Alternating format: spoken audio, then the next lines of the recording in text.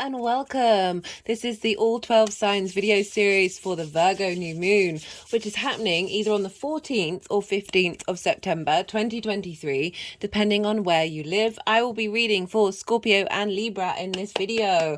I've also done a collective reading, so do go check that out. I'll be talking more about that in each of the signs. My name's Chloe. I work with card divination, astrology, and I channel energies through my body. As you can see, my hands are moving around right now. This is independent of my conscious thought, drawing in energies from different dimensions, right, to help us clear stuck energy, help us heal, and help us open up portals to source to get more in conscious alignment with our soul's frequency. It's like a form of light language, so they just like doing this. It helps integrate the messages.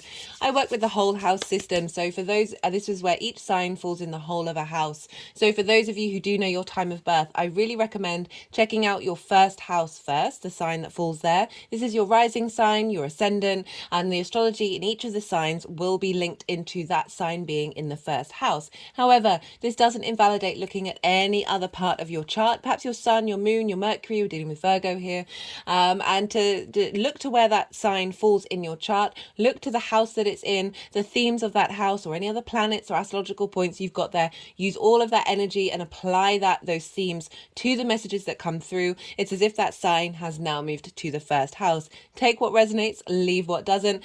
This is a big new moon, guys, right? This is the first lunation in Virgo opposite Saturn in 30 years. This is very tightly linked into the Mercury retrograde. So I do recommend the collective reading. I did a lot of oracle cards, tarot cards, and channeled messages, as well as themes that had been coming up in the lead up to that. So lots of information. I will talk about the main themes of it in each sign. Also really recommend the Mercury retrograde series, because we're now heading into the third lap of that retrograde series, of that retrograde motion. And as I said, all of the aspects that I'm talking about have been repeated with Mercury. So this is all very much interlinked. Anyway, I hope you enjoy. Be good to yourselves, be good to those around you, and most importantly, be well until we meet again.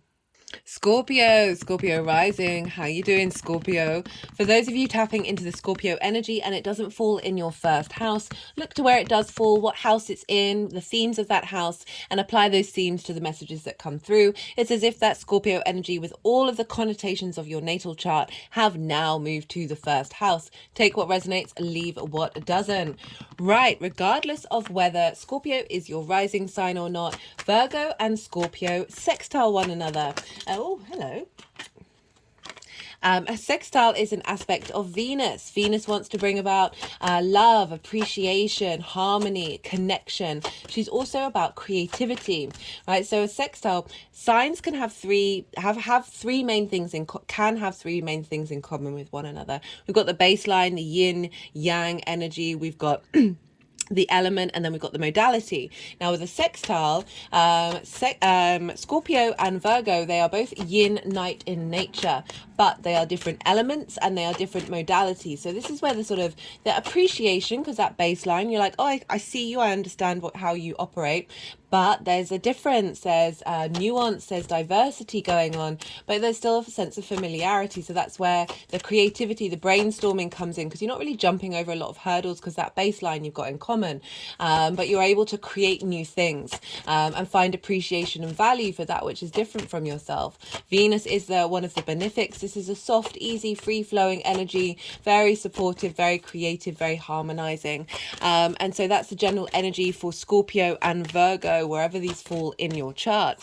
For Scorpio rising, this Virgo energy, this new moon that's happening, is in your 11th house. This is the house of good spirits. This is your hopes and your dreams, your friends, groups and alliances, and reaping the benefits from your 10th house. So I'm going to be pulling cards for 3 different piles. The first pile is the lead up to this new moon, right? There's 3 kind of stages with this one, because it's the first new moon with Saturn in its opposing sign. So we're really instigating a new a cycle and closing out an old one of 30 years. So that's the sort of longer term energy that we've been working on, whether you're conscious of it or not. We're also working with the energy of the full moon in Virgo from Pisces season. So this is a culmination of everything that we've been working on from that full moon that we've integrated, figuring out what we're transmuting, what we're shifting and changing, and what we're keeping with us into the next part of the cycle. And the final thing, the short-term energy, is from the full moon in Pisces, where the downloads that we got from that full moon we're now integrating and feeding into this new moon in Virgo. So those are the 3 piles that I'm pulling cards for. Now let's get back to this new moon. Hopes and dreams, friends, groups and alliances, reaping the benefits from your 10th house, Virgo. You're instigating a new cycle of how to hope and dream, what it is that you're dreaming of, what kind of groups and alliances you want to be involved with, and instigating a whole new cycle in reaping in what you reap from your career house, your life purpose of the 10th house. So this is quite a big moon for various reasons. It's very tightly linked into the Mercury retrograde. So Mercury is the ruler of Virgo, and where is Mercury? Well, it's in Virgo. It's been retrograding there. It will be retrograde at the time of this new moon, but it's 16 hours and 44 minutes after this new moon is exact. Mercury is going to go direct. So we have a very powerful Mercury. It's in its own sign. It's in its exaltation in the sign of Virgo, which means its qualities are raised on high and elevated. And so we've got this very strong Mercury in its own sign, in the sign of Virgo. I'm repeating myself now. And it's retrograde. I love retrograde planets. They can be a little bit difficult, but it's because they are able to go into the nuance and the depths of things. They're able to go over old territory and find new pathways out of a situation.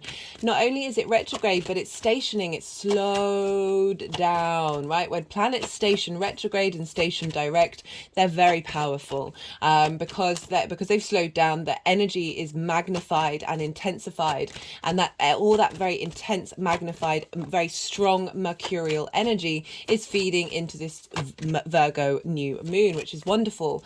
Right, so it's just about to turn direct, as I said, just over half a day later, depending, either on the same day as this new moon, depending on where you live, or the day afterwards.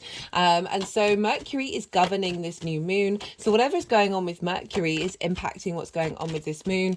And Mercury's main aspect it's making is with Saturn, the opposition with Saturn over in Pisces, which is for you in your 5th house of your creation energy, the house of joy, right? So from the creation energy, we get joy, pleasure principle, romance, short-term dating, fun, games, amusement, children, creating things, birthing things into the world. And so Saturn is opposite Mercury at the time of this new moon.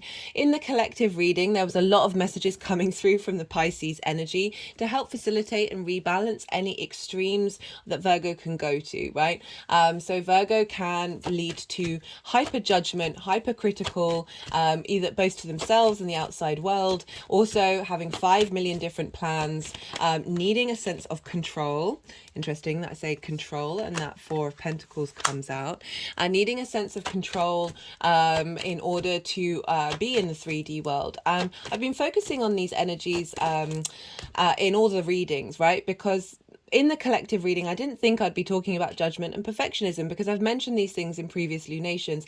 However, it was really coming through very strongly, but also with a lot of support of how to navigate that and shift that dynamic, right?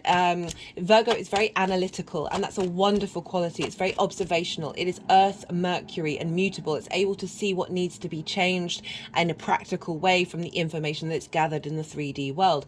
Fantastic energy. However, as I said, it can go to those other extremes. It can seek perfection, and through that perfection find shame and self-flagellation and self-criticism because it's not reached this ideal, this very distorted understanding of what perfection is. And it then in turn can be both internally very self-critical and self-judgmental, and then judge the outside world. These energies are operating from a space of lack. They are a scarcity mentality and fear matrices that are a distortion of love, right? right? Of unconditional love, of being at peace with your environment. However, the message isn't calling to be not analytical, right? It's just not prioritizing this very linear mental construct and tool that we have, right? We can so often prioritize that rather than other modalities. And this is really calling on Virgo to be in that observational state without the desire or without the pressure of having to fix everything around it, and that's both in other people's lives, in its own life, of just allowing that observation to then surrender. You surrender that to the universe, and that's allowing the magic to come in, which I'm going to talk about later, for the universe then to solve that problem for you, rather than you having to put all that effort in. You're using this energy, rather than finding the problems, of seeking the inspiration, right? Rather than fixating on which is broken, looking to what you can create from it, and really shift that dynamic, which I feel like is super powerful. I'm talking from a lot of experience. I've got a Virgo sun. My brain has annihilated me on a daily basis for most of my life. If I get one little thing wrong, how dare I exist, basically. Really quite extreme.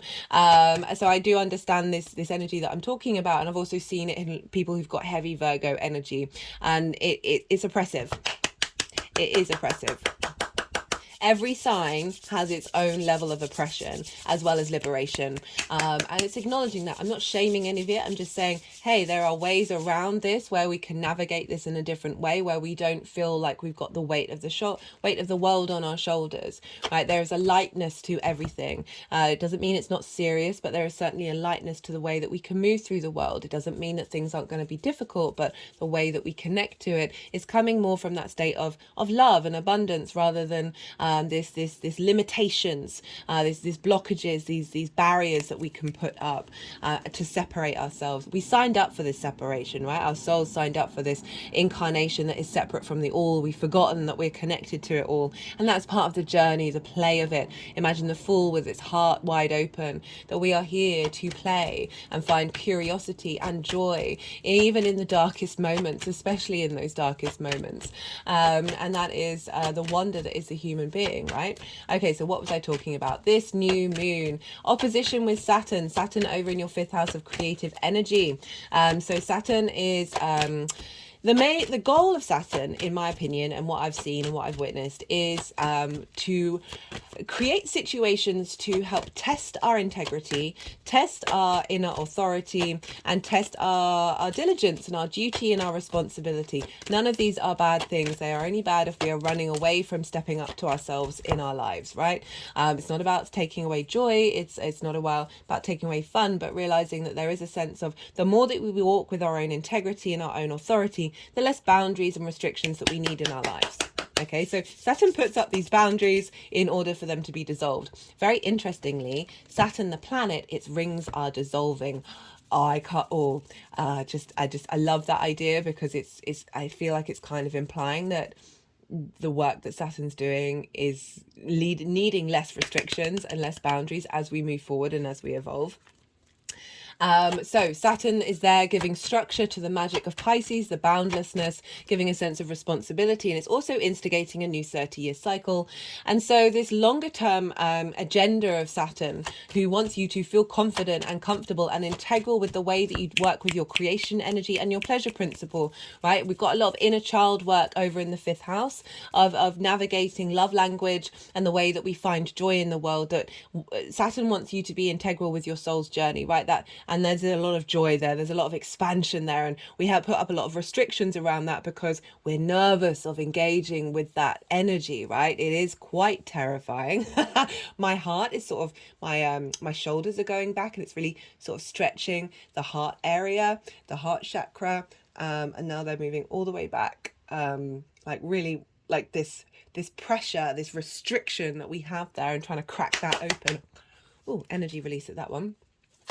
And this is all communicating to Mercury, who's retrograde, who's thinking of different ways of engaging with information in the 3D realm that is helping break the cycles. Saturn's linked into karma and cause and effect. We're clearing out a lot of old baggage, transmuting that energy into new dynamics for us to move forward. So all of this is feeding into Mercury, and Mercury's going, hey, it's the fastest moving planet. Saturn is the slowest moving visible planet to the naked eye. And Mercury's going, hey, Saturn, I see what your game is, right? I see your agenda. Right, now I'm going to try and implement it in the day-to-day, in the practical day-to-day. This Mercury retrograde, the main theme that came up with it was practical magic, the magic of Pisces, the practicality of Virgo, and being able to harness both of those things together. And so Mercury is going to be facilitating and feeding all of that integrity energy into this new moon, in the way that you hope and your dream, in the way that you interact with groups and alliances, in the way they interact with you as well. And as I said, the reaping the benefits from your 10th house, however that shows up for you in your life, like instigating a new cycle of how you engage with that. I know it's an exterior thing that happens to you, but you may have limiting beliefs around hoping and dreaming of reaping those rewards, that these are getting cleared out, that are facilitating your joy and your creation energy. So as I said, Saturn's giving structure to the magic and being able to facilitate that. And well, Mercury's then coming along and saying, hey, I'm going to facilitate that and be able to find new ways of engaging with this energy that is actually creating a new cycle that hasn't been done before in your soul's lifetime. Right, so let's get to the moon. The sun and the moon are opposite Neptune, also in Pisces. So this is why a lot of Pisces energy of trust and faith was coming through in the collective reading, where I was kind of like, hey, this isn't a full moon. You know, we did that one a couple of weeks ago. This is a fully Virgo energy, but this energy has been coming through loud and clear, like it's pretty unavoidable. So Neptune over in Pisces, again, your creation energy. Neptune for me is all about tapping into the source energy, all the frequencies, all the dimensions, all the realities, and that can be very overwhelming, right? This is real, this is not real. We can get quite unsteady with those bigger concepts and the idea that we really know very little. That is the wonder and the play of it all, but it can be very overwhelming for our more 3D physical form, like our more primal energy that's kind of like, what on earth is going on? But I want to really lean into the fact that Neptune is very good at bringing different realities into your own. It's linked into the film industry, and it's linked into unconditional love. It's linked into the mystic, the magical, the idealistic, right? And so this is opposite this new moon, and all this energy is feeding directly into this new moon of getting into balance, this practicality of bringing different realities, different dimensional energy into your hopes and your dreams.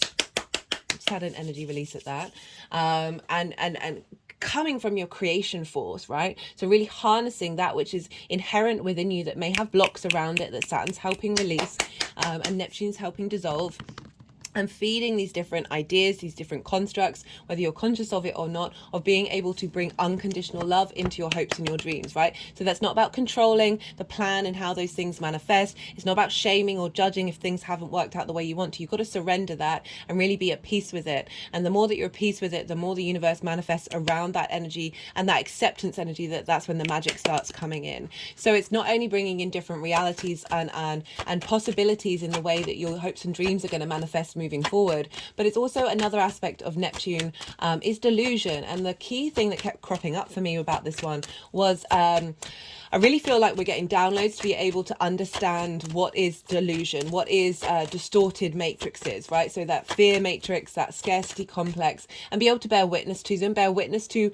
the ones that have been blocking the way that you hope and dream, the ones that you see in groups and alliances, and any distortions around scarcity, around reaping the benefits from your 10th house. And this is just, it's not about noticing them and then rejecting them and saying, go away, not interested in you. This is like acknowledging them, whether they're in people, in groups, in yourself, acknowledging and go, I see you, and then getting on with your life, right? And surrendering that energy and not necessarily attaching yourself to it and allowing that to be dissolved by Neptune.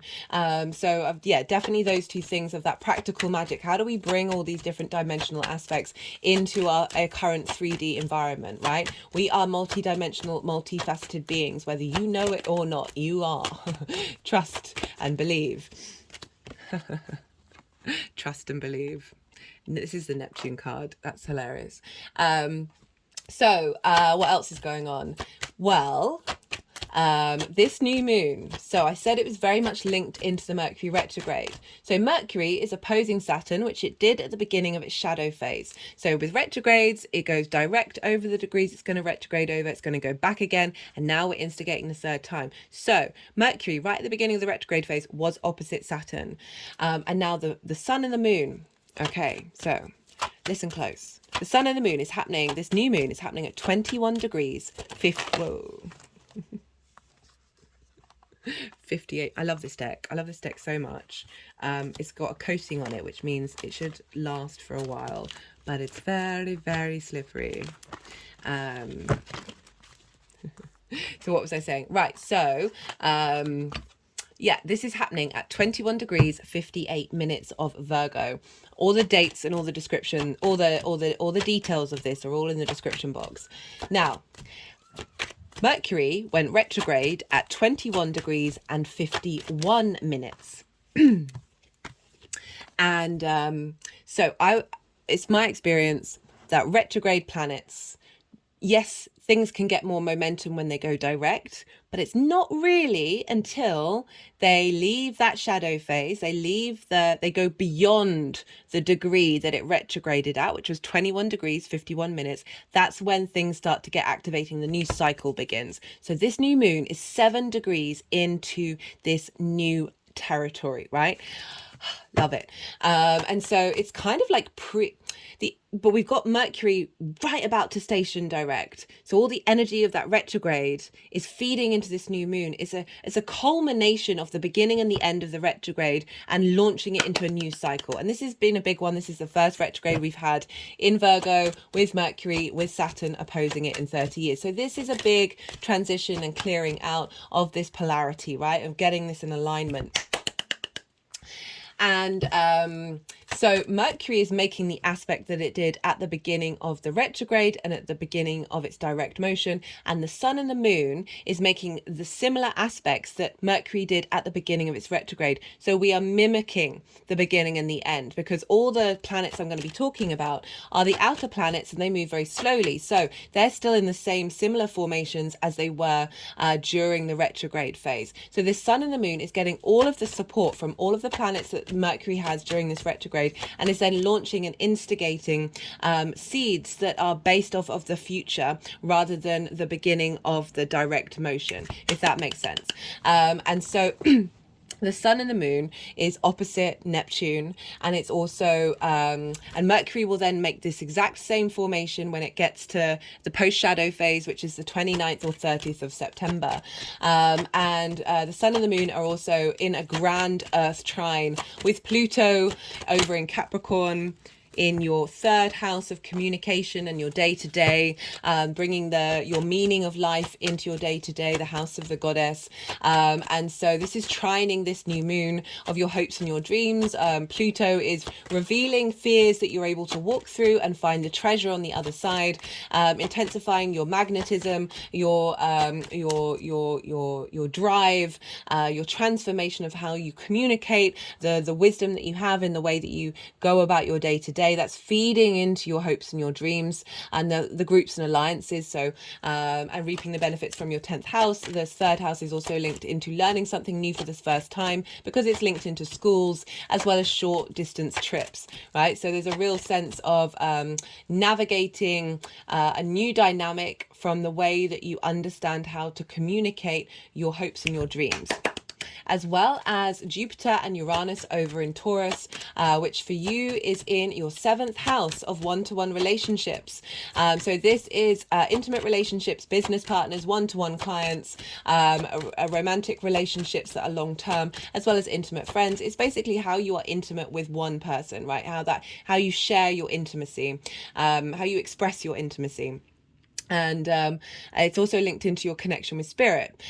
So there is this sense of expansion and wisdom and knowing of how those relationships are showing up for you, in alignment with your hopes and your dreams, as well as how you're showing up for those relationships as well in relation to your ability to communicate your needs clearly. It's the third house of Pluto, and find the jewels in the way that you communicate on a one-to-one basis, as well as Uranus, which is I was going to say desperate, but I don't think Uranus is desperate. Wants you to be confident and comfortable being your unique self in the crowd, right? Being your unique self with one-to-one relationships. It could be those people are showing up in your life that are helping you understand your own unique being. We've got a lot of support coming in here in the earth with the earth energy, and so this is all feeding into your hopes and your dreams. So getting communication, your day-to-day, right? I love the third house. This is all about the things, your day-to-day, right? That can seem quite mundane, but it's about finding the magic within it,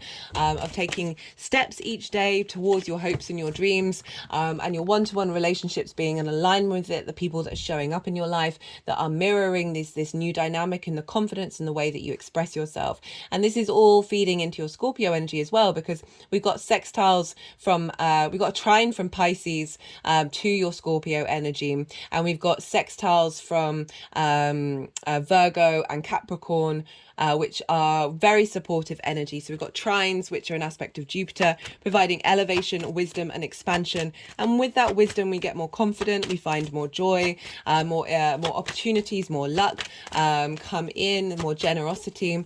And that sextile, again, that aspect of Venus, providing harmony, creativity, love, and appreciation. That's feeding into this new moon that's starting a whole new cycle, that's helping you remove delusions, or at least see them and not attach yourself to them, as well as bringing in a lot of galactic energy. We're dealing with the outer planets. These are long-term cycle planets that are all retrograde. So we're dealing with a deep inner transformation that's feeding into this new moon, which is just beautiful.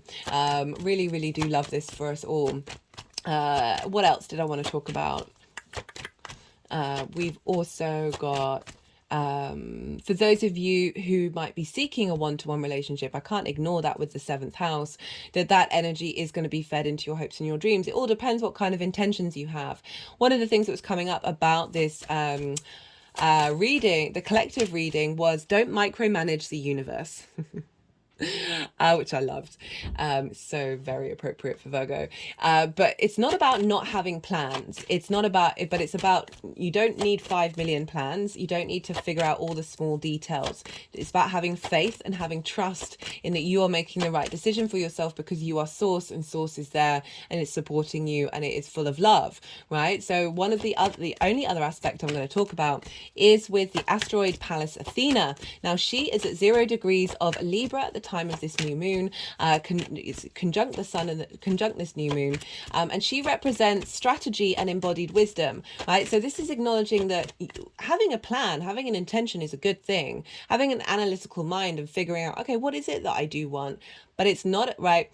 It's through that embodied wisdom, you're not having to control every small details. There's an element of surrendering that, right? So if you think about management and thinking about a plan that you have, that you're very confident in, you don't necessarily know how that's going to unfold, but you know the sort of guide points that you want to get to, and it's not about fixating on the details in the meantime. Think of if you're if you're a manager.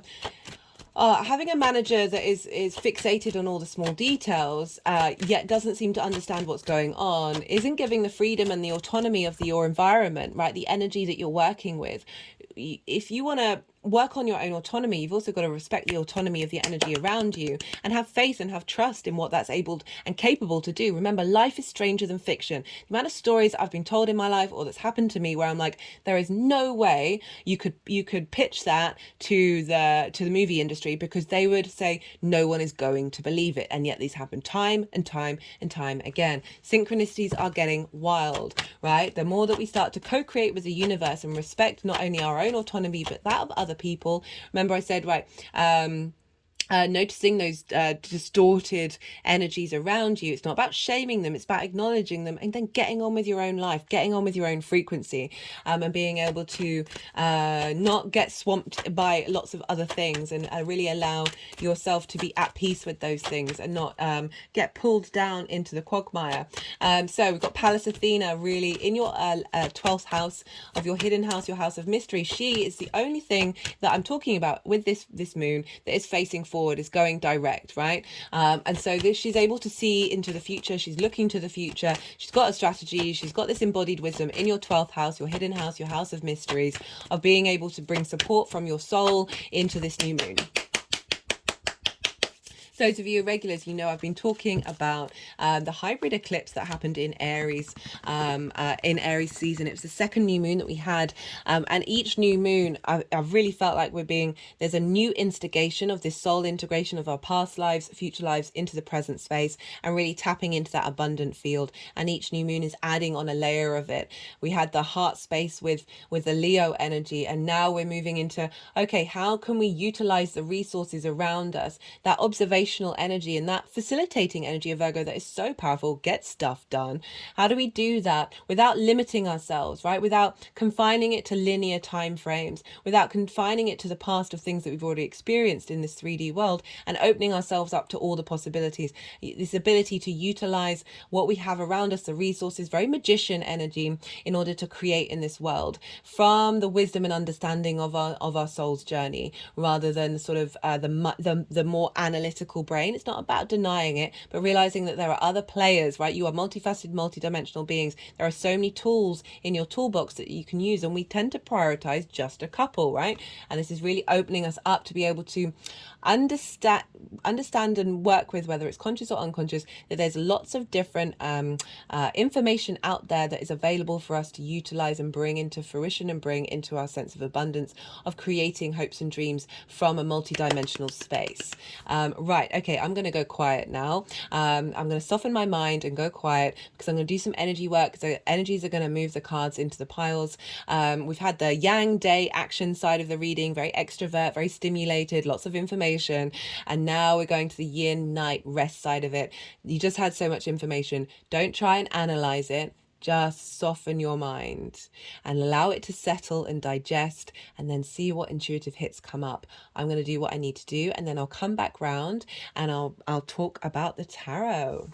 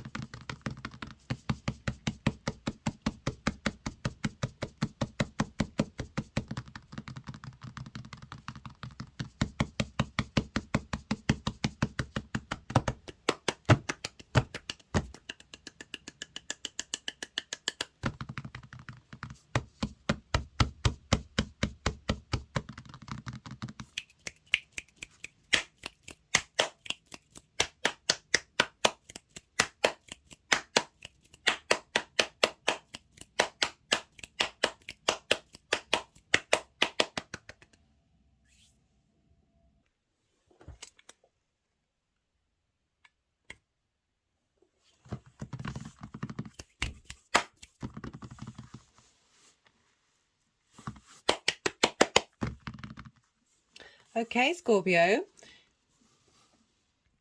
So we have for the lead up to this new moon. Now, I don't know if you were watching, but they were doing some interesting things with these cards. So behind the Hanged Man, which is about pause and perspective and finding inner wisdom by contemplation, it was kind of moving each of these cards around in a circle and putting them in the reversal position. So we look at these three cards in the upright. We've got the Three of Swords, we've got the Four of Cups, and we've got the Nine of Wands. This is quite heavy energy, right? So Three of Swords, this is heartbreak. This isn't just about romance. This is about anything, any word, anything that's happened that restricts your heart from being able to find joy and being able to appreciate and tap into that abundance space. We've got the Four of Cups. This is melancholy. This is comparison is the thief of joy. Looking at the Three of Cups and feeling like they're out of reach and they're not available, but not really doing anything about it. Like there can be that sense of heaviness. There's, very much linked into sort of, as I said, melancholy, depression, where you feel so overwhelmed by that energy that it's actually quite impossible for you to get up and move around. But there's this acknowledgement from spirit, from source, of saying the Ace of Cups is always within you. It's coming towards you. It's just, again, it's about changing perspective, of looking at things in a different way. Right, that Virgo energy can see the problems, can fixate on the problems, rather than looking in the cracks of seeing the things that are actually working and where you can find the joy of that. But this is, if we're linking this into hopes and dreams, or friends, groups and alliances, or reaping the benefits from your 10th house, this is saying that you've been working through a lot of stuff that's been quite heavy on your heart and heavy on the way that you tap into those hopes and dreams. And as I said, this is like 30-year cycle, 6-month cycle, and a 2-week cycle all coming together. We've got the Nine of Wands, and this is like the wounded warrior right there. They constantly feel like they've got to be on the defense, that they're the only one being able to hold things up, and that the world is constantly attacking them, right? So it's still very much an acknowledgement of the determination that you have within you. But exhausting, right? Burnt out, weary. This is also a heavy, intense, sort of stuck energy, and then heartache and pain.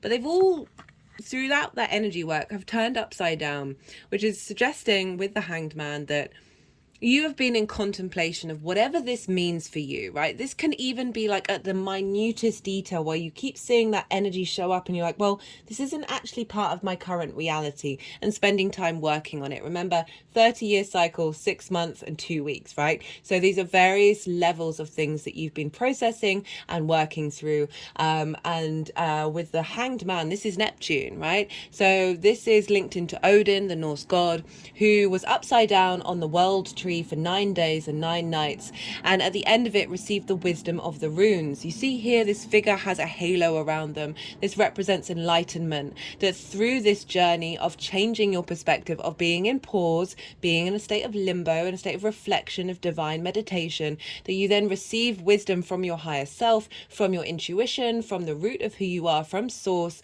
that can help you understand what all this was about, be at peace with it, and release it and let it go. But it is saying that you've gone through a lot of this meditative process. You've been trying to find structure. This is the number 4 in your life, that is going to help give you a new foundation, a new enlightened foundation to move forward.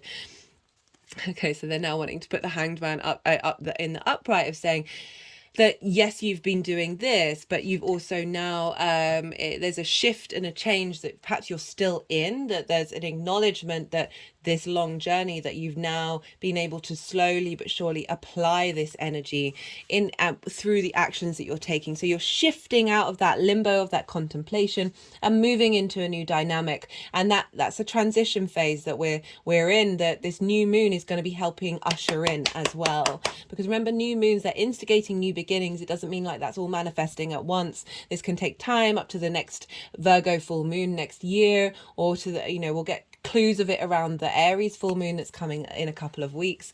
But there's a shift here, right? If you see the difference in these cards compared to those, like there's some, I'm not surprised, Scorpio, right? The fixed signs have been going through it for a while, but they're now coming out of their shell. They're now readjusting to the new paradigm.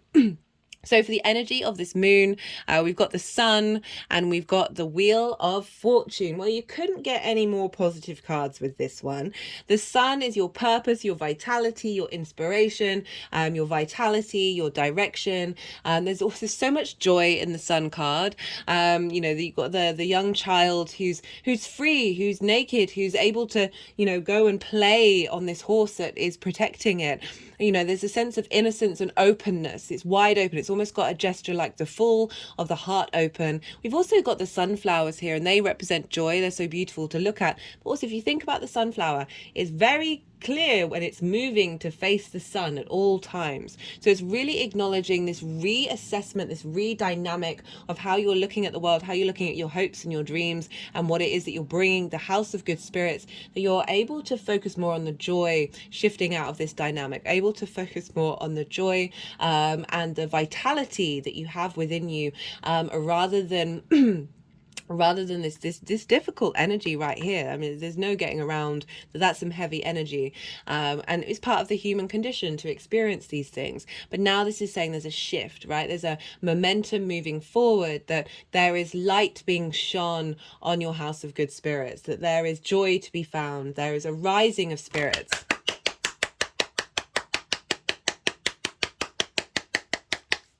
And it's coming with the Wheel of Fortune, which is the Jupiter card, which is Jupiter is over in Taurus for you in your 7th house of one-to-one relationships.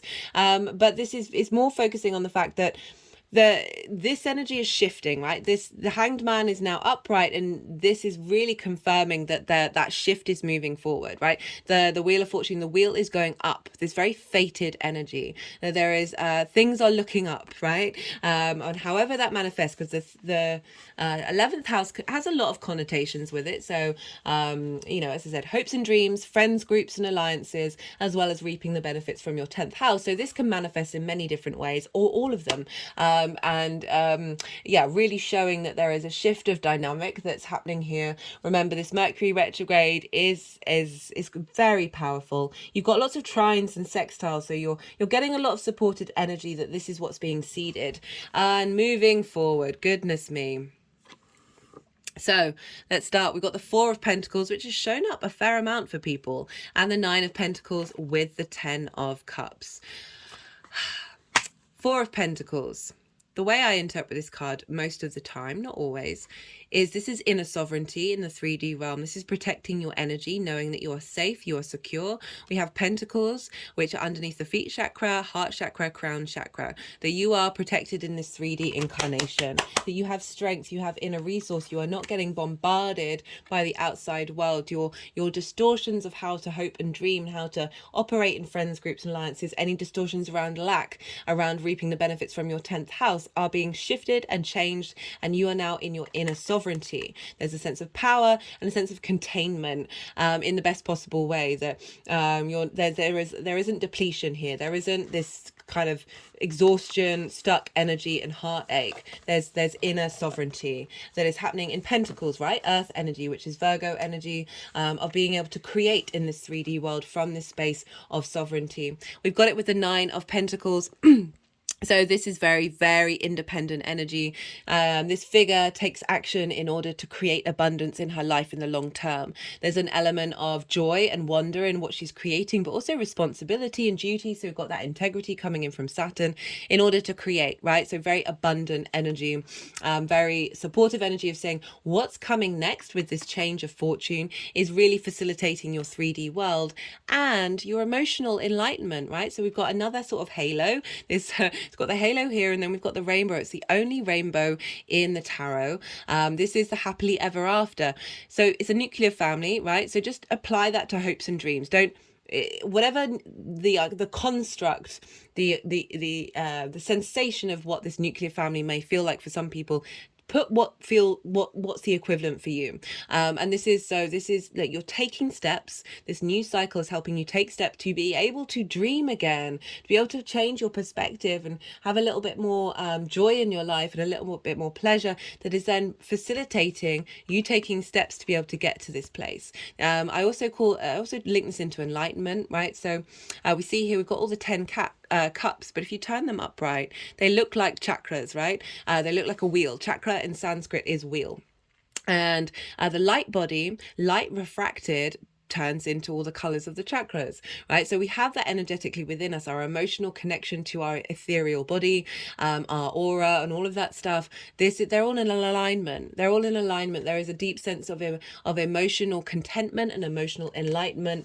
Obviously, enlightenment's quite a big word, because that's a goal. That's a big goal to strive for. But certainly embodying it in a very a grounded way as well, because it's Virgo energy of being able to hope and dream, and being able to take steps without super planning, right? Without lots of planning. You know you're in control. You trust yourself to make the decisions in order to take you to this place. This is what this energy is saying, right? Of having, this is faith coming in. This is the vitality of the sun, of a shift, of a dynamic where that Virgo energy isn't trying to control things.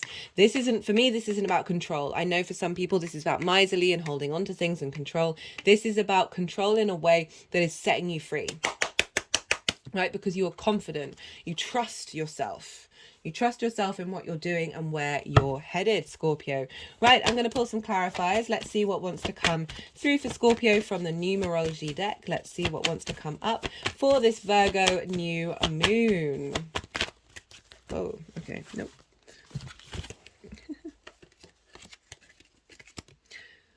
So that card out of the tumble wanted to come out. We got karmic completion. That's a lovely thing. You know, with this Saturn energy, we've got healing that's just wanted to come out. With this Saturn energy is very karmic in the sign of Pisces. And that creativity, that joy that's coming in, right? And that ability to find structure within that's coming from a very integral place, that is helping facilitate by tapping into that joy, of tapping into a vibrational level that is helping you get a bit delusional about your hopes and your dreams as well. Don't have to plan, don't have to fixate on all the small details, but just imagine, just visualize, maybe spending time over this new moon, visualizing what it is that you truly want, right? Not what you want in the immediate future, but just generally that you don't even have to have a framework. You can even just tap into the feeling you feel, as if you feel contentment, you feel peace, you feel abundant. Okay, I'm going to pull one more card from these after I've pulled a couple of cards from the First Light Tarot. This is question cards, keyword cards, statement cards, major arcana. And look who wanted to come out. The Empress card, development, growth, abundance, productivity. What a wonderful combination. She is doing a number over in your 10th house of career, right? So this is in an angular house for you, Scorpio. If you haven't seen the Venus retrograde series, even though she's direct, a lot of information came out of that might give you a bit of clarity and understanding of what's coming up. She's also not out of shadow until the 7th of October. So with that, still like Mercury, we still got the third, we're working through the third part of the cycle, right? So I think that was a very clear message from the universe of the Empress card, of saying enjoy your 3D reality. Even if you're finding things difficult, find a little thing, find some small detail that you can tap magic into, and really try and feel that all through your body. I've been practicing that lately. I've been running my hands through the leaves of the trees that fall over the pavement, really enjoying the sensation of the breeze, and not just jumping to the next moment, but allowing my body to fully connect to it, and be in harmony with the exterior world. And I've really noticed a difference in my mental headspace. Personal growth. I want one more. I kind of want one coming up for the ends part of it, because you know we've been working through that area, and I'm not surprised personal growth has come up with the Neptune, with the Hanged Man card, because that is all about going inwards. We've got a relationship change with all of those key themes, right? Hopes and dreams, moving away from limiting beliefs and trauma responses that have been blocking that. Remember, Pallas Athena is in 0 degrees of your 12th house, helping draw a line in the sand and find wisdom in everything that you've gone through and then release it. Relationship change with scarcity, relationship change with how you are in friends and groups, like really bringing in a new dynamic for you, Scorpio. Right, I'm going to leave it at that. I really enjoyed that reading. I hope you did too. If any of it resonated, don't forget to hit that like button, and be good to yourself, Scorpio. Be good to those around you, and most importantly, be well until we meet again. Libra rising. How you doing, Libra? For those of you tapping into the Libra energy and it doesn't fall in your first house, look to the house that it does fall in. Look to the themes of that house and whatever energy you've got in there in terms of planets, celestial bodies, astrological points, and bring all that information together and apply that to the messages that come through. It's as if that Libra energy with all the connotations of your natal chart have now moved to the first house. Well, regardless of whether Libra is your rising sign or not, Virgo is right next door to Libra. And this is what's called inverted. So this is when these two signs, they don't have any of the three major themes in common with one another. Virgo is mutable earth. It is yin, night in nature. Libra, you are cardinal air, and you are yang, day in nature. So there's 6 different energies playing around that might get a little bit, just struggle to find that common denominator straight away, so the energy transfer isn't as apparent, isn't as clear. The way I look at inverted energy, so it's when 2 signs are next door to one another. Imagine sitting next to somebody and you're both looking straight ahead. So you know that that person's there, right? You can sense it on a big subtler energy, but you're not getting that clarity of a direct line of sight. Oh, Libra, you're the only sign to have got the moon card. Very interesting. So it's through osmosis. It's more subtle energies of this transfer, of this mixing of these 6 energies. Virgo is before Libra, so there's a sense of a flow of transition. So signs that follow one another, they're usually sort of rebalancing the exaggeration of the previous sign, and there's this level of osmosis that's going on. That is, as I said, more that subtle energy. When I say subtle energy, I'm not diminishing its value. It's still just as important and just as valid, and the energies are saying yes to that one. But it's, as I said, it's not that direct, clear line of sight that you can get with other aspects. So, Libra rising, where is Virgo for you? Well, Virgo is in your 12th house. This is the house of mysteries. Maybe we want these ones. This is the house of mysteries. Okay, before I say that, I'm pulling cards for 3 piles. Even though these are laid in 3 piles, the cards are going to go everywhere, and later on the energies are going to put them into the piles. So the first pile is the energy of the lead up to this new moon. And this is... there's 3 layers to this one, because this is the first lunation in the sign of Virgo with Saturn in opposition in Pisces in the last 30 years. So this marks a sort of a big shift. And this is like a clearing out and a regroup for the next 30 years. This is also, my toes are wiggling at that one. This is also from the full moon in Virgo that we had in Pisces season, everything that we've been working on since then in the Virgo area of our lives. This is where we recalibrate and we transmute the energy that we're like, okay, we've worked through that, let's change that into something else, and we take with us what's still working and what's still valid into the next part of the cycle. It's also in the short term linked into the Pisces full moon that we had a couple of weeks ago, all those downloads that we received from there, how we've been integrating them, and then them getting instigated into this new moon.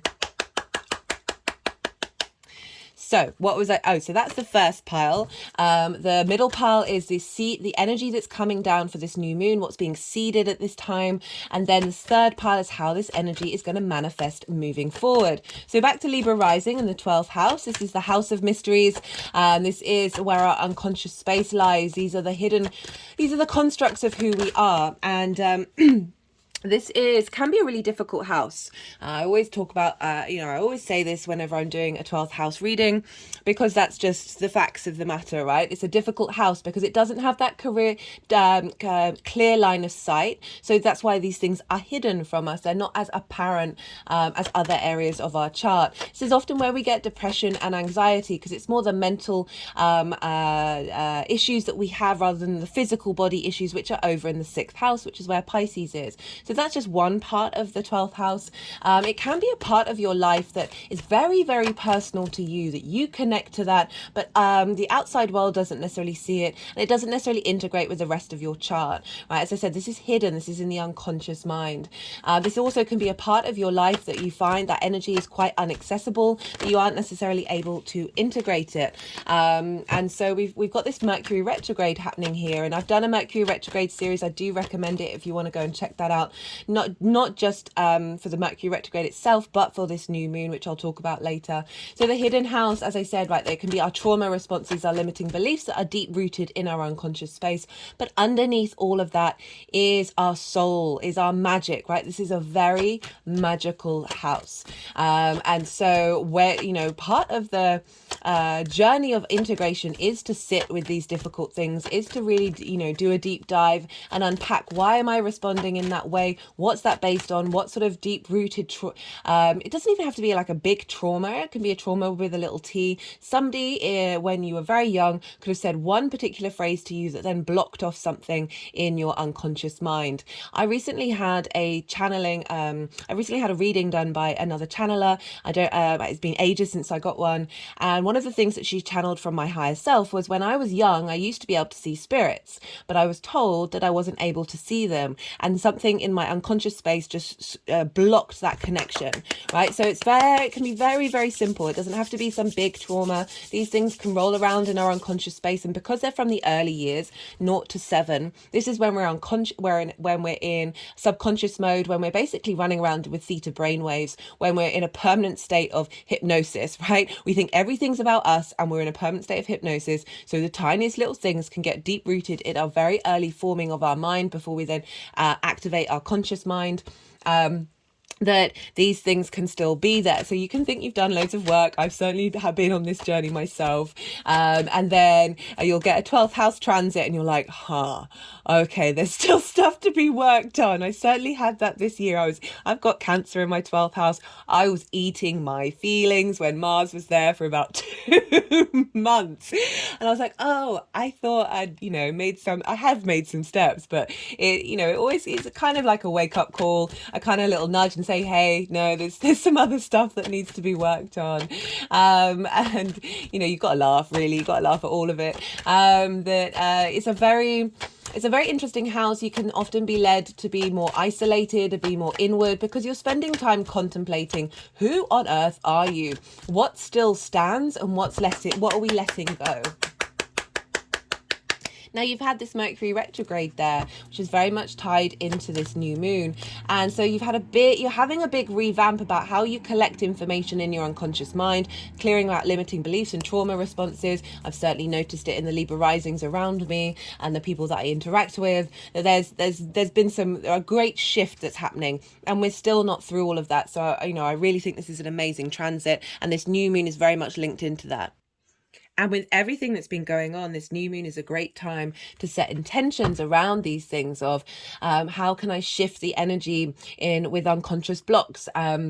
How can I work at integrating my unconscious mind, integrating my magic, even if you're not even sure what these things mean to you on a very personal level, like just setting those intentions can be a really great thing to allow that new moon to then unfold with that energy. This is such a beautiful new moon. I've really enjoyed doing these readings. I've done a collective reading where I go into a lot more detail about the astrology. I pulled some oracle cards, some tarot cards, a lot of channeled messages came through, as well as speaking about a lot of topics that came up during meditation and all of those sorts of things that all seem to come together. And so let me begin with, that 12th house, as I said, this is a reboot in your unconscious space. This is a reboot in connection to the gifts that you have in your soul and the magic that you have, and being able to unpack them in the next 30-year cycle.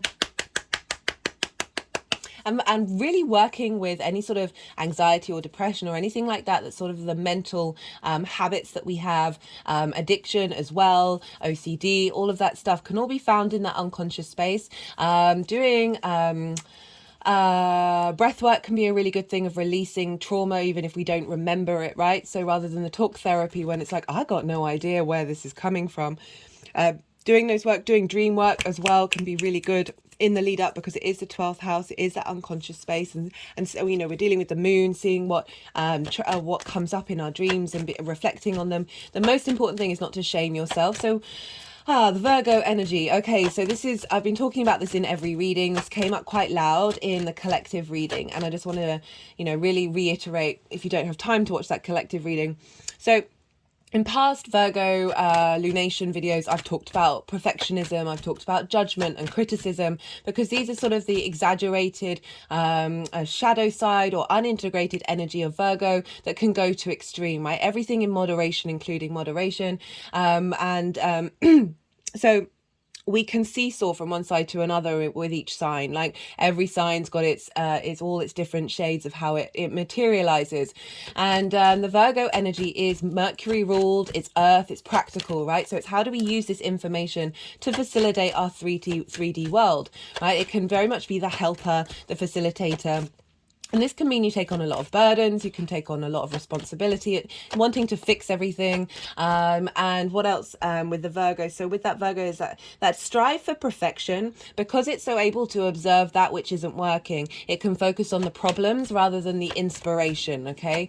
And with focusing on that problems, that you then start to really notice the small details. And that's when the perfectionism comes in, and we've got quite a distorted idea of what perfection looks like. And we have this ideal of we've got to be, I mean, I need to find another word other than perfect to sort of summarize what that means. I'm gonna work on that one actually, because when we have this idea of perfection, of this ideal that we are not that, then we are in separation mode. We are in lack mode. We are in scarcity mode. Yes, it's wonderful to strive, to grow and expand, but it's not when it comes at the face of hyper self-criticism, hyper judgmentalism, and shame, right? Of not being that, of disappointment in yourself. And these are all things that the Virgo energy can really lean into. And what was coming through with the collective reading was having faith and having trust in yourself, right? And not needing to have control and plan and have 5 million different plans as your backup plan, right? And these are all very difficult things for Virgo to wrap their head around. And it's really the energy that was coming through in the collective reading was a lot of Pisces energy. And that's not surprising because we've got planets over in Pisces that is making aspects to this moon. So it's highlighted. And when it was coming up, I was like, but we're not doing a full moon. We're not doing both sides of the coin. And then it was kind of like, no, but this is important. We always do both sides of the coin. It is about finding balance between these harmonics, and realizing that once we have those in balance, they both flourish. And then the more that we do that with every area of our chart, the more it flourishes and blooms and more petals come alive, and the whole thing comes alive. So it's really calling to what I've come. It happened in the Aquarius reading actually, where I articulated it in a way that made me feel like, yes, that's it. Is Virgo's very good at being observational, right? It's being able to see those things, and it's not about denying your analytical mind. It's not about rejecting it. It's just not allowing it to be in the front seat the whole time, right? We have other facets of the way that we think and the way that we express ourselves and the way this human being operates, that it's allowing rotation of all these different versions of self and being very fluid with the way that we interact with all of these things all the time, that you can be in observation and then you can surrender it, right? Say you see something and go, oh, if they did that, that would work. And then you just surrender it. And rather than taking on the burden of having to fix everything all around you, just surrendering it, and then bear witness to whether the universe is going to come up and then navigate a way in which that bit of energy unravels, right? For me, Mercury, which rules Virgo, is about flow, okay? And so Virgo 3D energy practical is able to see how to practically unravel the flow, unravel the blockage that is limiting the flow. So you can bear witness to it. You cannot judge it, just bear witness to it and then surrender it and see what happens. And I think this might be a really good way of navigating the skill of Virgo while not letting it completely consume you, right? So, having this in the 12th house means that this part of you could be running around in your unconscious mind. And even if you might not be that aware of it or not that integrated, perhaps put that into practice and just surrender it and see what happens, even if you're not fully aware of it. I mean, it all depends on your relationship with your 12th house. For some of you, this is a deeply, deeply private part of you that you know is there, that you don't necessarily reveal to other people. In that case, this could be a really great tool to allow that energy to come out without you necessarily bringing it out to the forefront around other people, if that's something you're uncomfortable with, right? I've got the 12th house, mine is Cancer, and so my emotional body, my personal emotional body, I find quite hard to access when I'm around other people. When I'm by myself in certain moments, I can let the floodgates loose. So this is about integration. And with that slow integration, you can then perhaps do that around with other people, because the skill with the 12th house is allowing that space to come into other areas of your life. So it doesn't feel hidden, and it feels seen, right? There's also a lot of magic there. So the skill of being able to, with that Virgo energy, of being able to understand where things need to be in flow, to be able to bring about a deep sense of healing, a deep sense of nourishment, a very earth mother energy of tapping into the earth and understanding how we need the earth to shift. We need to support the earth in order for us to socially as a species be able to reintegrate with the ecosystem. That's going to be for some of you, maybe not all of you.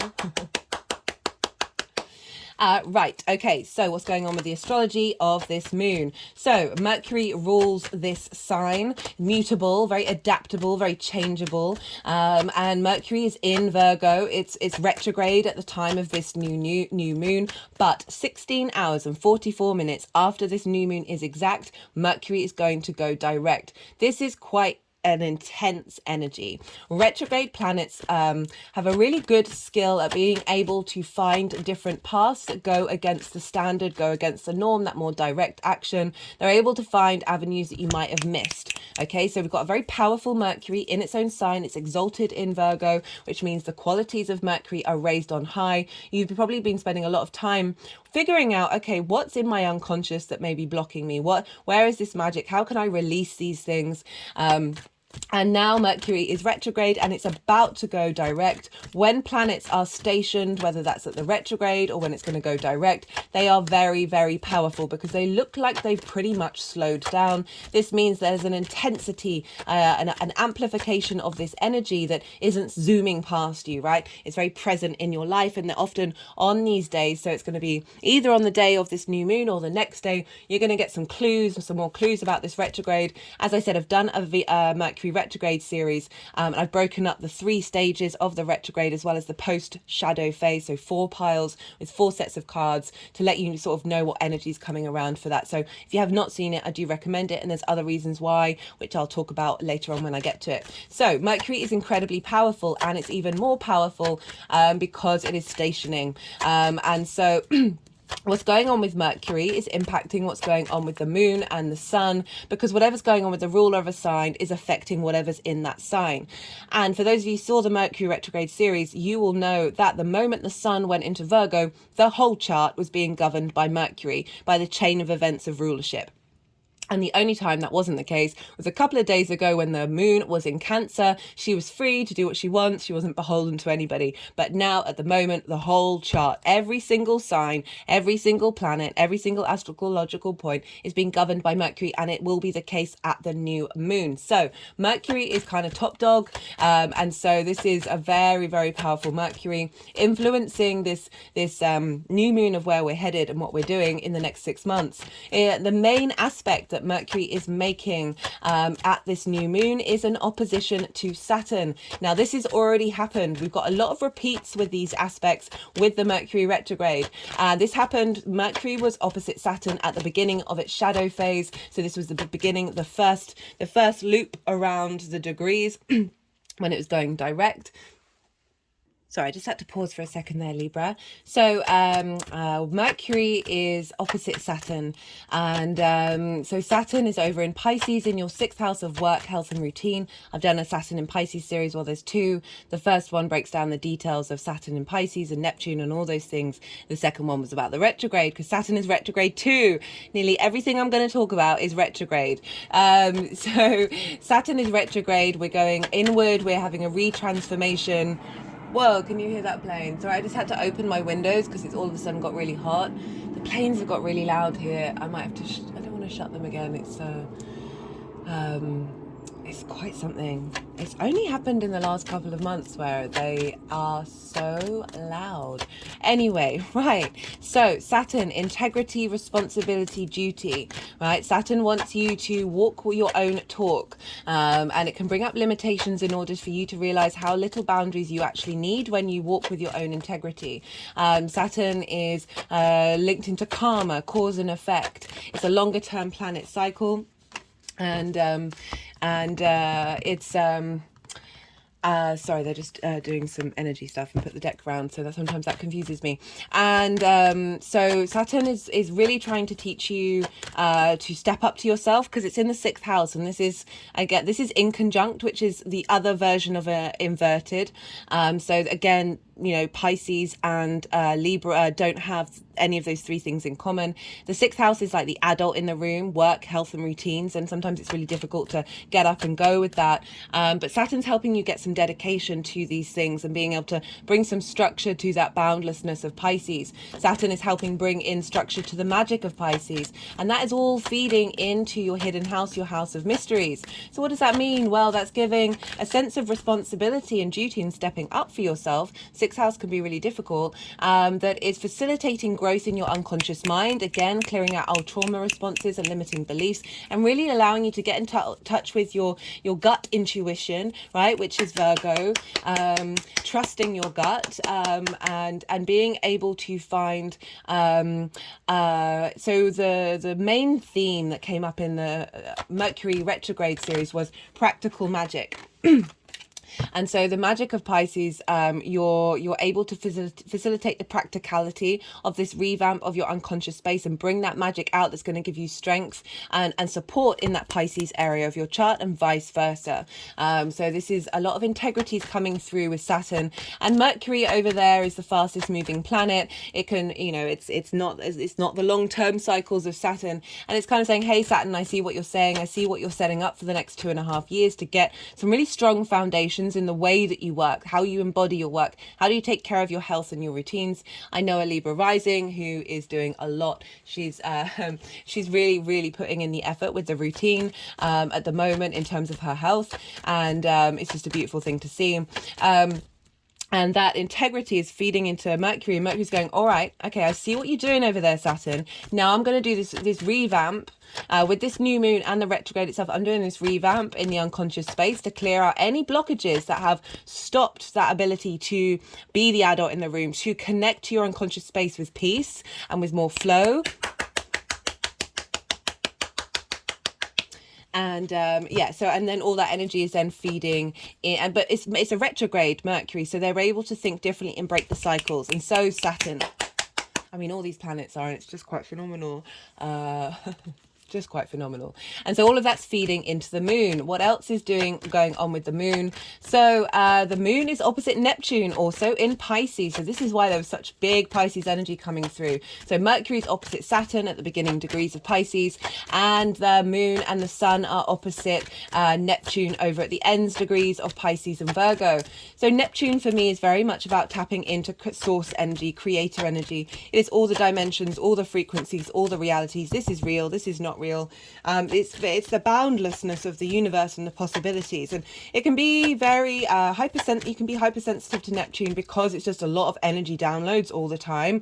If you're tapping into it, if it's like conjunct one of your planets, it's incredibly magical, incredibly mystical, very unconditional love and acceptance of all the realities, right? And very idealistic. So hello Venus.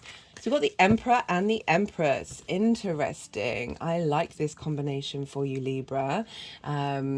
So Neptune is very good at bringing other realities into your reality. I think we're all quite aware that we don't know, that we know little. We know nothing, right? About what's going on in the universe. We can only barely wrap our monkey minds around it. But more and more and more, we're all sort of waking up to the fact that, you know, science, magic is just science we haven't figured out yet. And there's a lot of dogma out there in all areas, in all fields. And we're here to learn. We're here to explore and be curious, right? Neptune gives us the space to do that. And Neptune with this moon is very much bringing in different realities, different dimensional energies into our understanding of your unconscious space. So really highlighting that you can bring magic into the way that you work. You can embody magic. You can embody magic in your health and your routines and how that you navigate the world. How do you fix the world, right? The second house is the tools that you have in order to make your money. The 6th house is how are those tools put into practice, right? How do they work? How do you embody your work? And all of this energy from Neptune is then feeding into your unconscious mind of like, let's make this practical. Let's bring this magic practically into the world.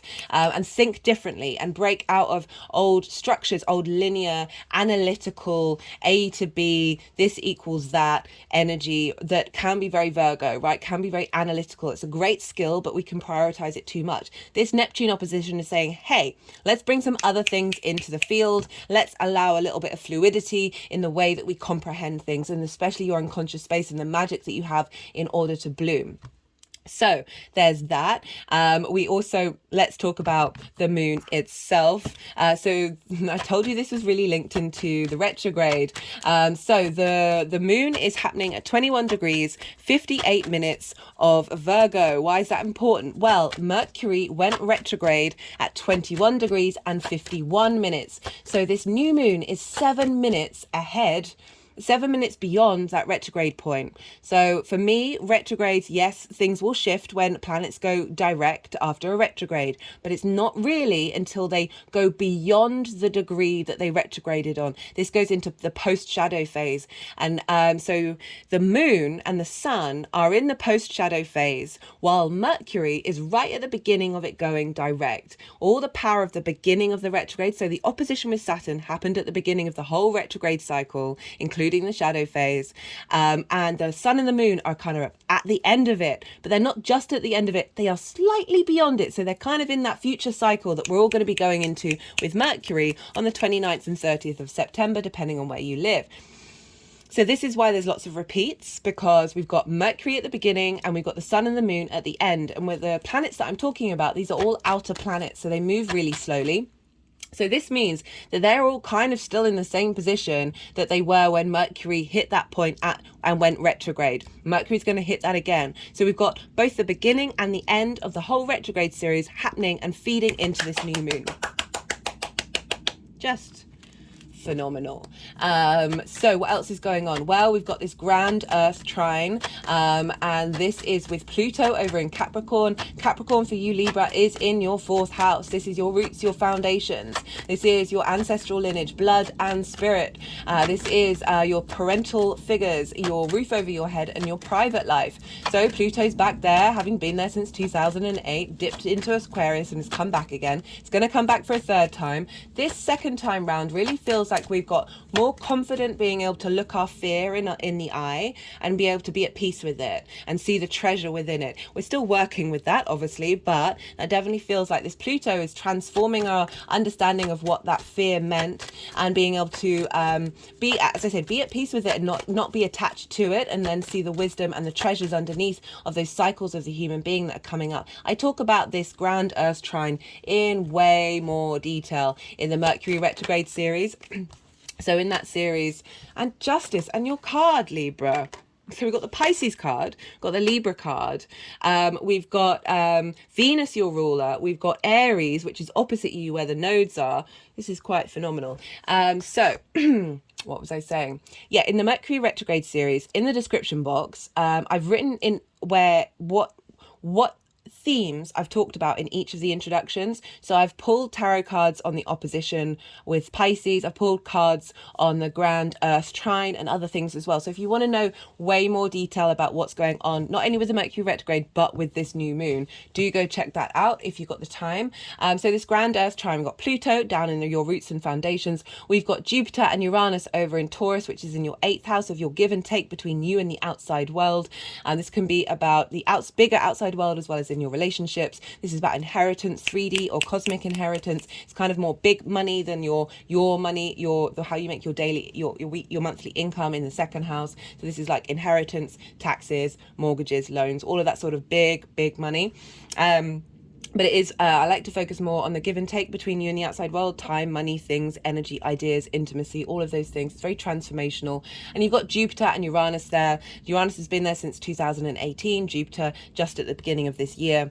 And Jupiter's bringing wisdom and elevation, right? Bringing a sense of expansion and a deeper knowing in this, what it is that you need in this give and take between the outside world. It can mean you've been giving too much or taking too much, and this is all about balancing that out. Uranus wants you to be confident and uncomfortable, being your independent self when you're in this give and take relationship. This also can be receiving unique resources from the outside world to help facilitate you in your journey. And these are all trying one another with the moon and the sun. A trine is an aspect of Jupiter. This is free flowing, easy energy, right? So unlike the inconjunct, the trines have got two things in common of the three main themes. They are both yin, night in nature, and they are both earth elements. So it's just the modalities are different, but we've got all three. So we've got all three modalities being activated: cardinal Capricorn, fixed Taurus, and mutable Virgo. And all of this energy is feeding into this new moon. And we've got this, as I said, the elevation, the expansion, the wisdom, the opportunities that can come along with a trine, all feeding into this new moon. And they are all retrograde. All of these outer planets are retrograde.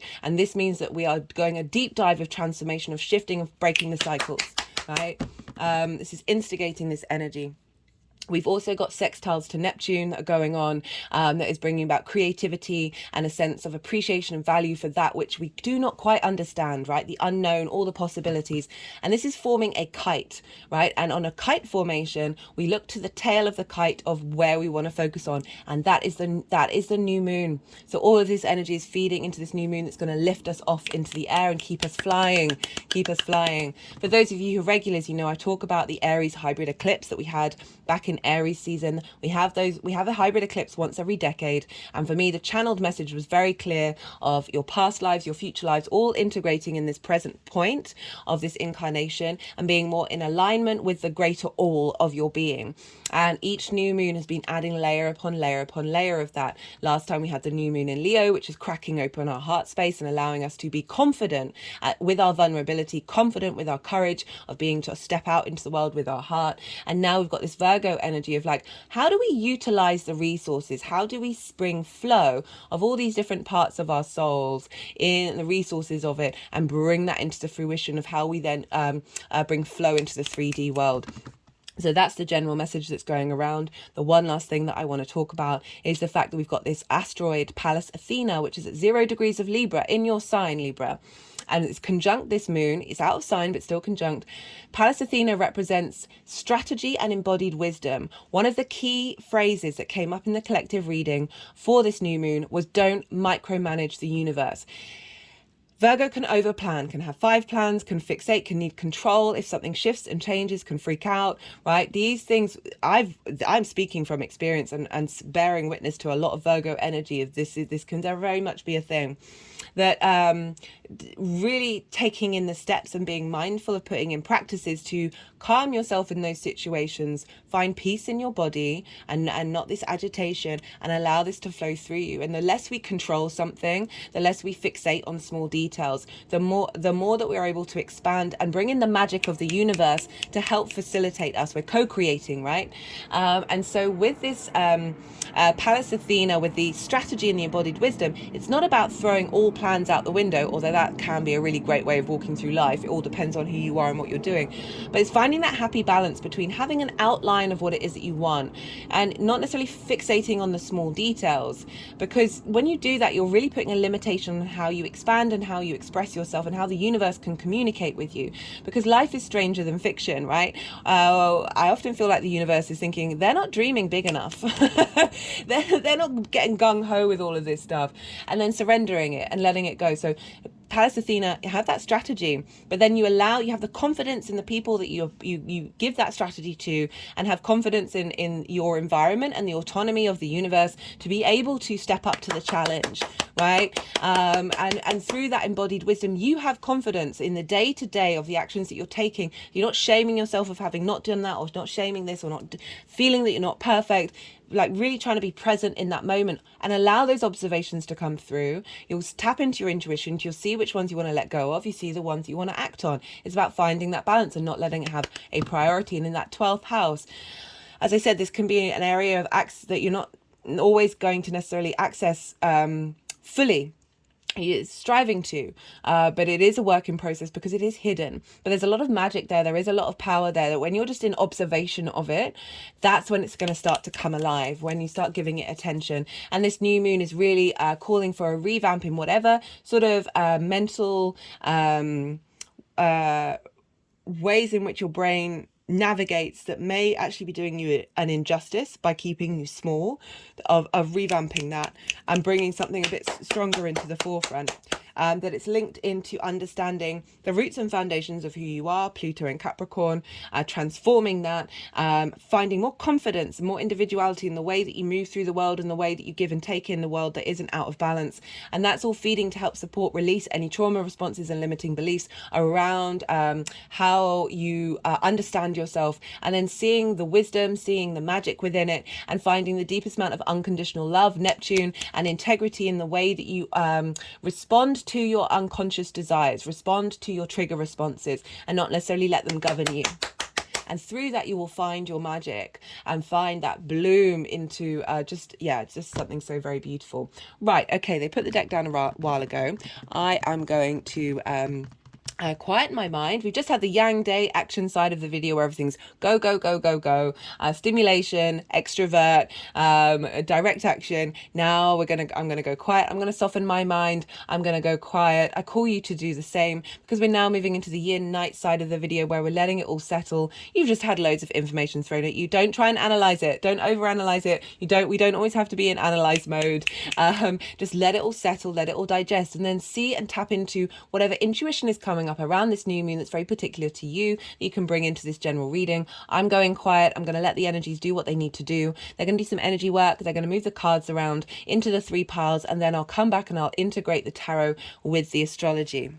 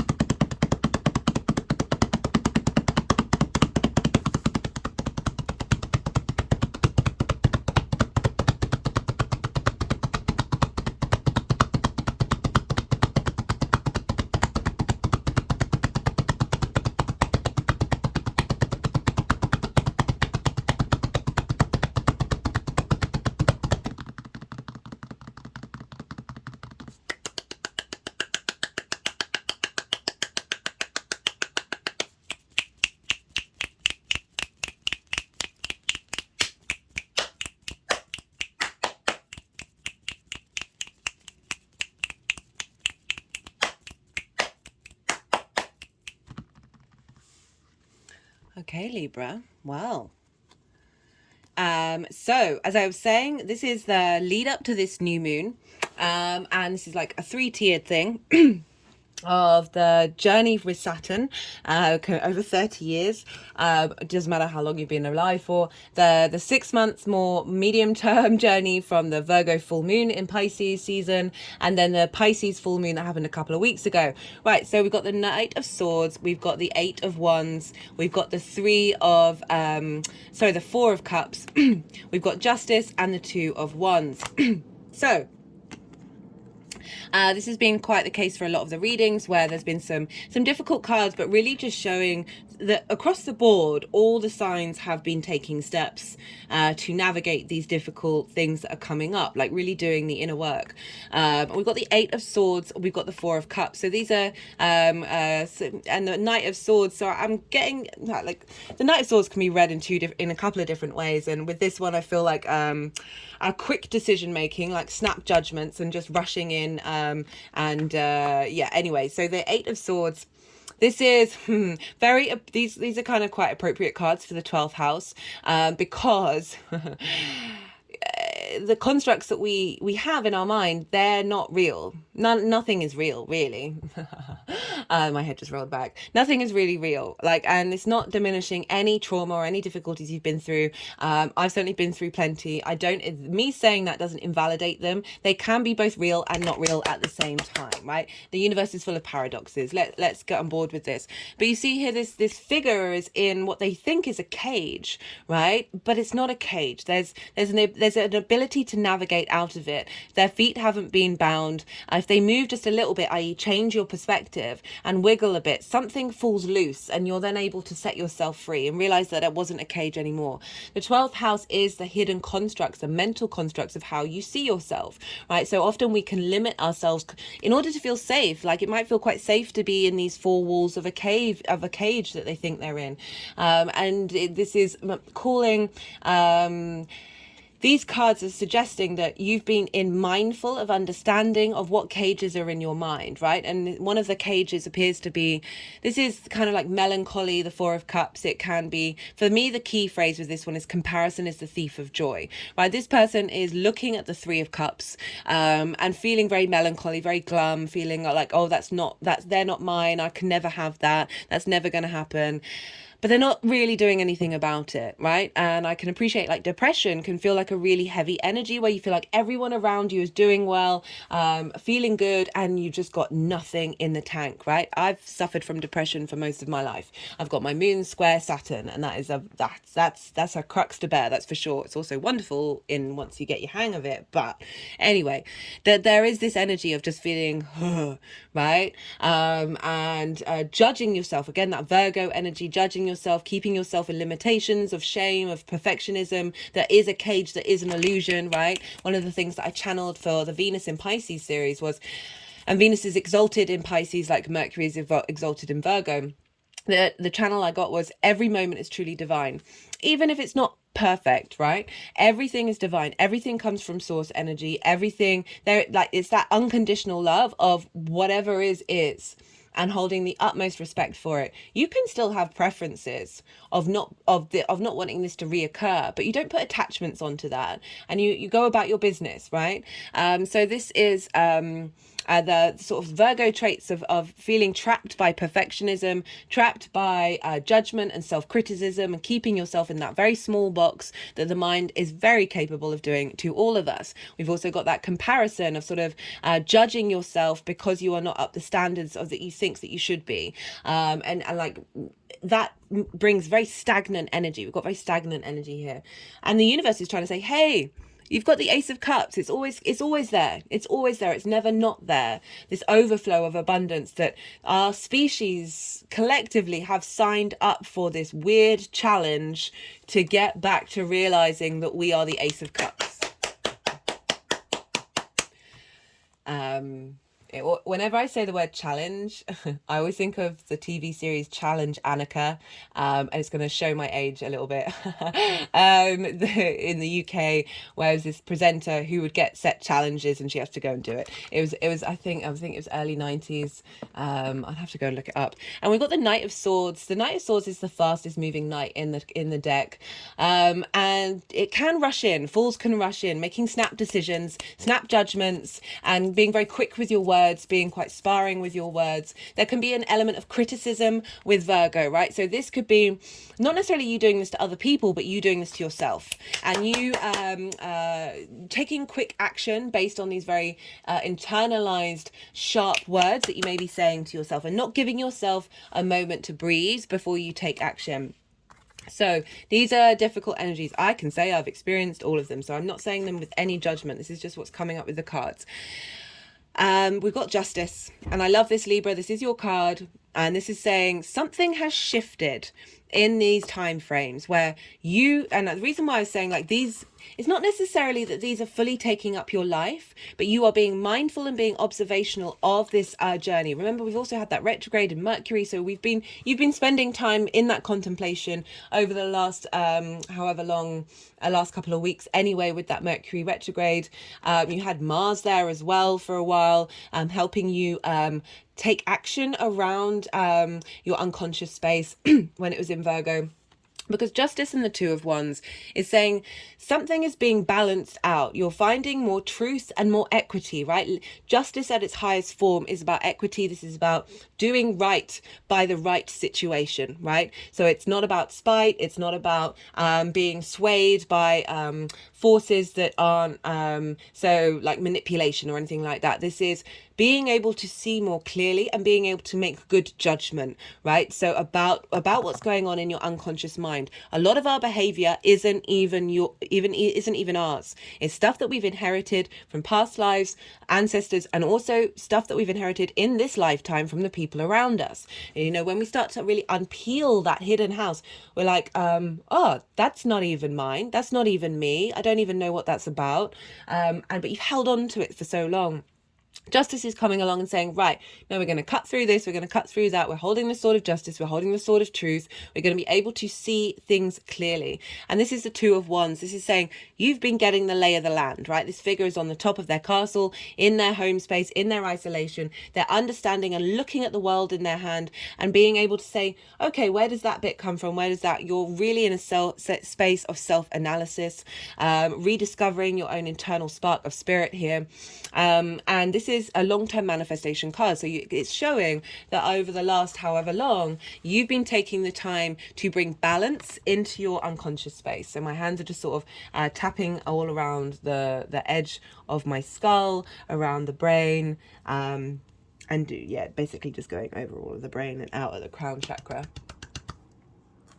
So this isn't necessarily about starting a new journey yet. This is getting the lay of the new land. And this is really going to get a new refreshment and a new boost as we move forward with this new moon, as well as the Mercury retrograde. For the energy that's being seeded at the moon, we have the moon itself, and we have Venus. Hello, Venus, the ruler of Libra. So the combination of these is, rather than the rushing around and the limitations that we've got here, and the melancholy or the comparing yourself to everybody else, the moon is asking you to tap into your sensitivity, tap into your softness, tap into the hidden parts of who you are, your intuition, your psychic abilities, and just allowing yourself some breath, some breath, just a pause, a stillness, rather than that Knight of Swords. Allow yourself some stillness, allow things to absorb before taking action. This is really saying igniting your intuition that's being seeded here with the Virgo energy, which is linked into the gut, which is another form of our intuition. And with the Empress of saying, we want you to feel good in this 3D world. We want you to feel abundant and fertile and be able to bring magic into this world. And not be plagued by limitations and blockages. We want you to see through the illusions, right? Oh, I forgot to... Did I mention that? I can't...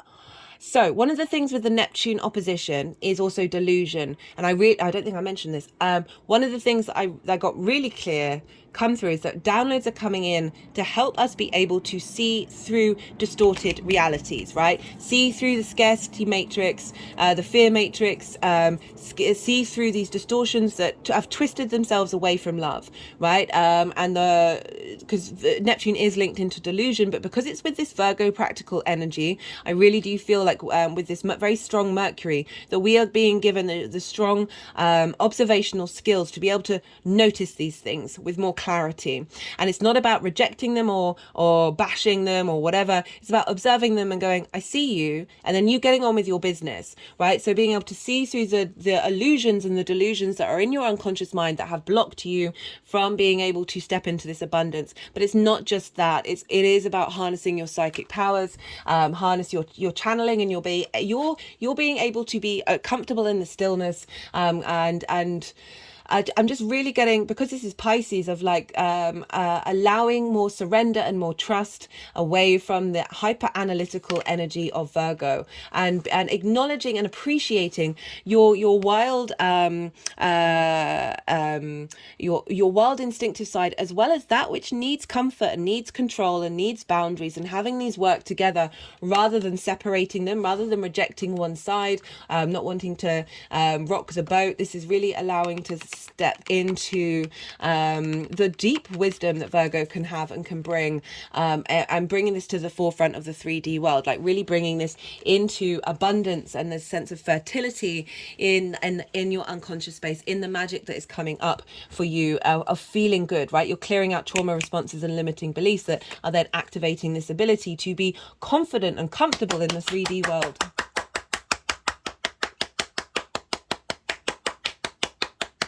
So how this energy is manifesting moving forward. So we've got the Emperor and the Empress.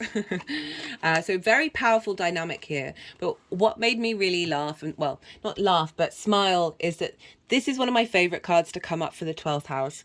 So we've got the Emperor here. So this is sovereignty. This is wisdom and being able to take action, knowing your own inner divinity, knowing your own power and your confidence. This isn't brash. This isn't taking up space. This is doing what's right for you and for your environment, in a way that is fully embodied of your own personal experience. It's not about anybody else. It's not about taking, it's not about people pleasing. It's about truly knowing yourself and being confident, being able to express that. They're sort of moving these cards around the mind again, and around the third eye and up to the crown chakra. Oh, my head's just rolled back. Give me 1 second. It's quite hard to talk when the head is all the way back. And it's come with the Three of Pentacles. Now, why do I love this showing up for the 12th house? Well, this is about mastery. So this is such confident energy. This figure knows they are good at what they do. And because they know that, they then draw towards them people who have different skills. So it's gone from the Four of Cups, which is comparison is the thief of joy, to integration, to working with others who have other skills. Because you're confident with what you have, that means that other people are drawn towards you with different skills that then you're creating something beautiful and long lasting. Now, let's apply this to the 12th house. This is you and your unconscious mind and your magic, all working together, and your soul, all working together to create a harmonious and beautiful and long lasting unconscious space.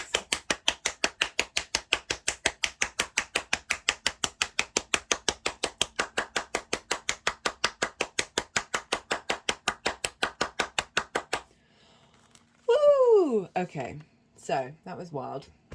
I am going to pull some cards, some clarification cards. This is the First Light Tarot. This is a mixture of question cards, keyword cards, statement cards, and major arcana. Let's see what wants to come through for you, Libra, for this Virgo New Moon. Justice. Decisions, evidence, thinking, verdicts. So, okay, right, it's focusing on the evidence.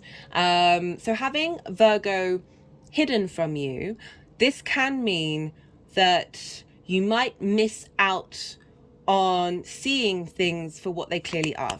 I'm not saying this is across the board. It might just be part of you, right? I find it difficult to access my intuition, to trust my intuition. Cancer in the 12th, right? It's another form of intuition. I find it difficult to understand my emotions, right?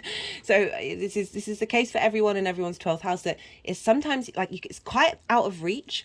And Virgo is very observational, is able to notice those small details. So this is the evidence, the 3D evidence in the room of that. With that Justice card coming up twice, it feels like something's being balanced out, that is going to become more accessible to you, right? And being able to have a bit more hold on that energy and integrate that energy.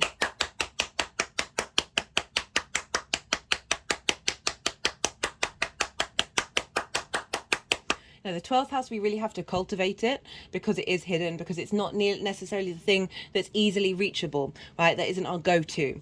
And so it is something that needs cultivating rather than just expecting it to show up, right? Yeah, just have that's just what came to mind with that one. But also a repeat of the justice of things being put into balance and being able to see more clearly, and being able to have more trust, have more pause, have more trust, because that 12th house can just have need a moment to breathe for it to be able to come out.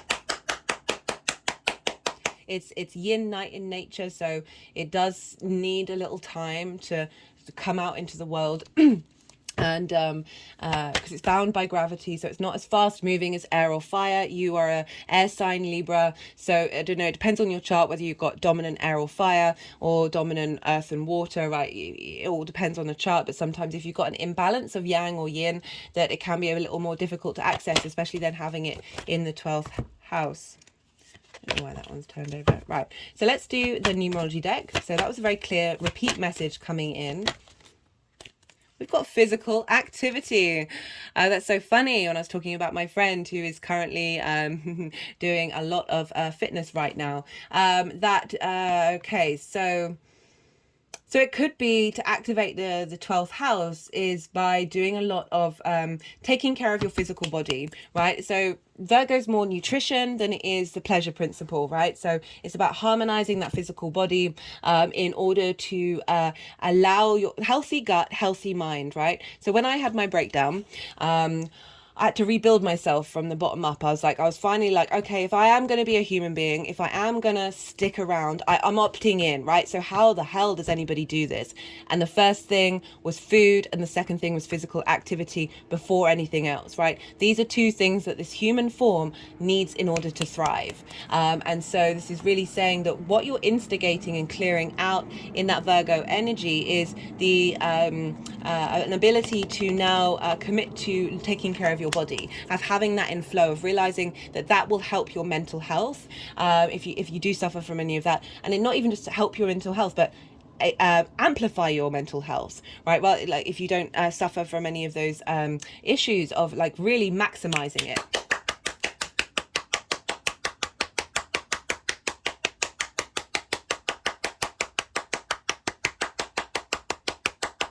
Okay, I'm going to pull one more card. Let's see what wants to come out for Libra.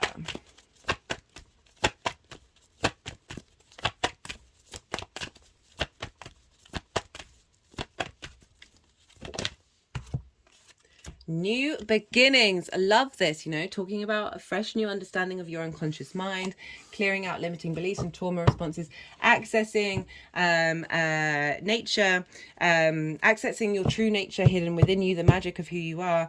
I just cut the deck and got messages, an open mind. So keep open, keep an eye out for synchronicities, keep an eye out for things that just make your unconscious mind send a little tremor up and go ding, and follow the breadcrumbs.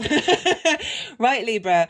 Okay, as I said, I really recommend the Mercury retrograde series and the collective reading if you want to know more about this in a lot more detail. It's such a pleasure to read for you, as always.